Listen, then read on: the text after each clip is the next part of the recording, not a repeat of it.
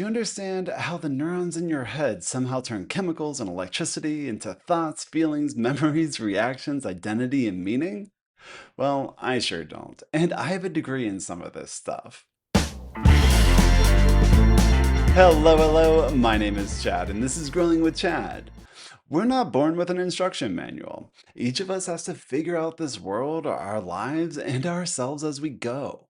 So we read about 10 tips for a successful life, or 3 things to improve our relationships, or 5 habits that will suddenly change everything. And some of that can be helpful. We can learn about instincts, we can learn about emotions, we can learn about biology, thoughts, habits, values, and identity. But sometimes, even when the information is good, it still doesn't speak to the experience of being alive. It doesn't always stop me from having reactions. It doesn't always stop me from avoiding. It doesn't always help me understand why something small suddenly feels so big.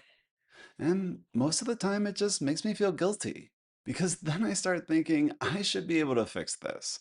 I should know better. I should be different by now. But knowing a piece of something is not the same as understanding how the whole thing goes together. Maybe a different approach is needed.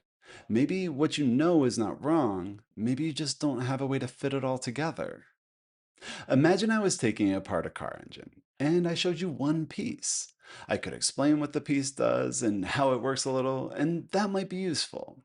But if you don't understand the other parts, or how they connect, or what role that piece plays in the movement of the whole car, then it only gets you so far.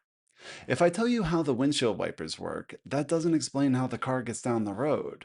The wipers matter, they're important, and they help us see, but they don't tell the whole story of how the car moves. And I think that this is how a lot of us learn about ourselves in pieces. A little about emotion, a little about habits, a little about childhood, relationships, and purpose. And then we're left trying to hold all these pieces in our hands and somehow understand ourselves from them. The growing self model is my attempt to give the experience of life a place to live, a place that's familiar, a place that's not so abstract that you need a degree to understand it, a way to visualize and understand the dynamics of a life in motion. Because this is not a science lab, this is a garden.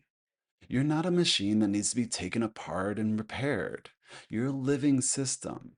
You are shaped by what comes in. You are shaped by what you have been through. You are shaped by what you have learned to protect, to avoid, to reach for, and what you have learned to become. In the growing self model, we use the image of an inner landscape. The point is not to turn yourself into a diagram. The point is to have a way to look at yourself without immediately judging yourself. Instead of saying, "What is wrong with me?" we can begin by asking, "What is happening in this inner landscape? What came in? What got stirred up? What meanings did I make? What am I attached to here? And what direction do I want to grow?"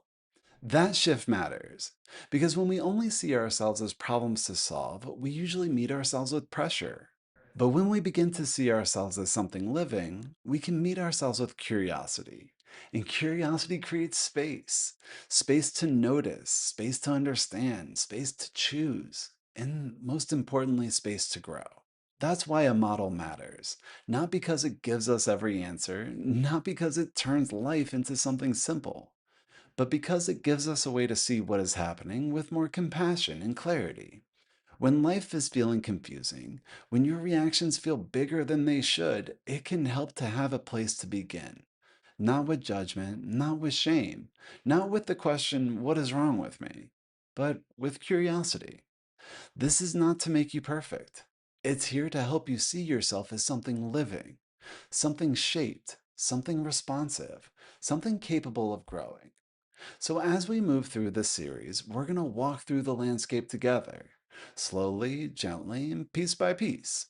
And my hope is that over time, you begin to look at yourself with a little less judgment and a little bit more understanding.